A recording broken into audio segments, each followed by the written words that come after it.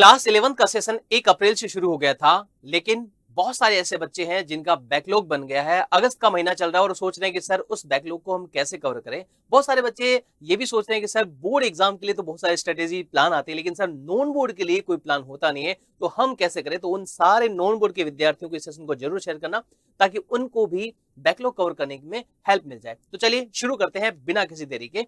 अगर अप्रैल से आपने ठीक से अपना सिलेबस कवर नहीं किया है, चाहे आप आर्ट्स के स्टूडेंट है, चाहे कॉमर्स के स्टूडेंट है, चाहे साइंस के स्टूडेंट है, आपको ये वीडियो देखने के बाद में आपका बैकलॉग भी कवर हो जाएगा और जो करंट में चल रहा है वो भी साथ में चलता रहेगा। चलिए बिना किसी देरी के शुरू करते हैं।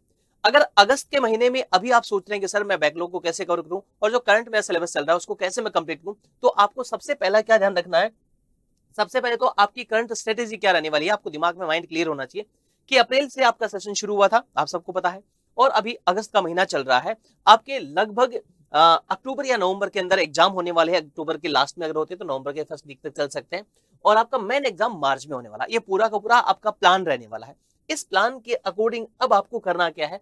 इससे पहले मैं आपको बता दूं कि उत्कर्ष के जितने भी कोर्सेज है स्कूलिंग के, उसमें अप टू 90% का डिस्काउंट चल रहा है। क्लास 6 से लेकर 12 तक के जितने भी कोर्सेज है, और 13% एक्स्ट्रा आपको NG13 कूपन कोड लगाने पर आपको बेनिफिट मिल रहा है। निर्मल सर के जन्मदिन का जो अतिरिक्त जो बेनिफिट आपको मिल रहा है, और 100% अप टू रिवार्ड कोइंस मिल रहे हैं। तो जितने भी आपके दोस्त है, साथी है, उनको जरूर जरूर इस ऑफर के बारे में बताना, ताकि उनको भी बेनिफिट मिल जाए। और ध्यान दीजिएगा, ये ऑफर सिर्फ और सिर्फ 21 अगस्त तक है, उत्कर्ष के आजादी महोत्सव के साथ में। तो मैं आपको बता रहा था कि सबसे पहले आपको करना क्या है। सबसे पहले तो आपको जरा भी पैनिक नहीं होना। हम अक्सर क्या करते हैं, जब भी बहुत सारी चीजें हो जाती है तो पैनिक हो जाते हैं, कोई भी काम कर नहीं पाते। तो पैनिक बिल्कुल भी नहीं होना।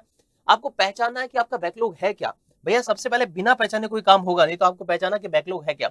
देखना आपका ऐसा कौन सा पोर्शन है जो आपके पास कंप्लीटेड है, कौन सा ऐसा पोर्शन है जो पार्शियली कंप्लीटेड है, और कौन सा पोर्शन है जो आपने शुरू ही नहीं किया। 3 कैटेगरी में अपने सिलेबस को आपको डिवाइड करना है, देखना है कौन कौन सा क्या क्या आपने करनी है। उसके बाद में हम गलती क्या करते हैं, बैकलॉग को कवर करने के चक्कर में करंट वाली चीजों को छोड़ देते हैं, तो पीछे वाला करते जाते हैं, आगे बढ़ते जाते हैं, जिंदगी में कभी बराबर नहीं आ पाते। आपको करंट और बैकलॉग दोनों को साथ साथ चलाना पड़ेगा, क्योंकि आप पीछे हैं।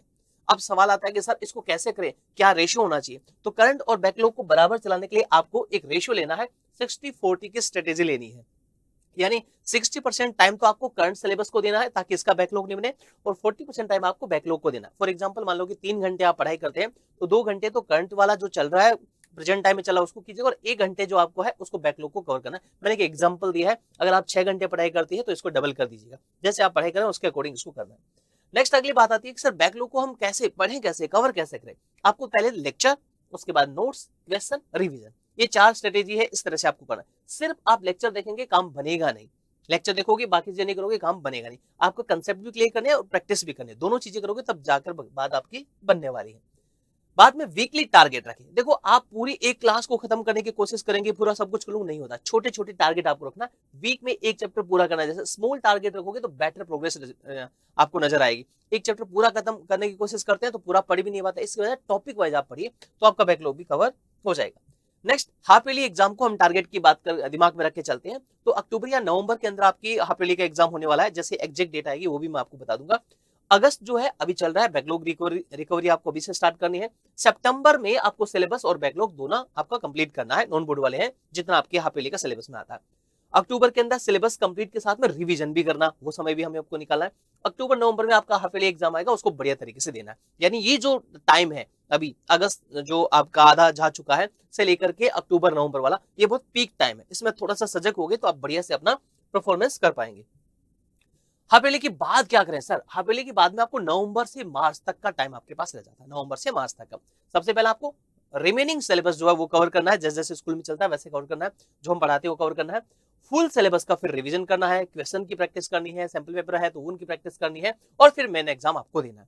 तो इस तरह से अगर आप प्लान बनाकर करो तो निश्चित रूप से आपका बैकलॉग जो है वो काम कंप्लीट हो जाएगा।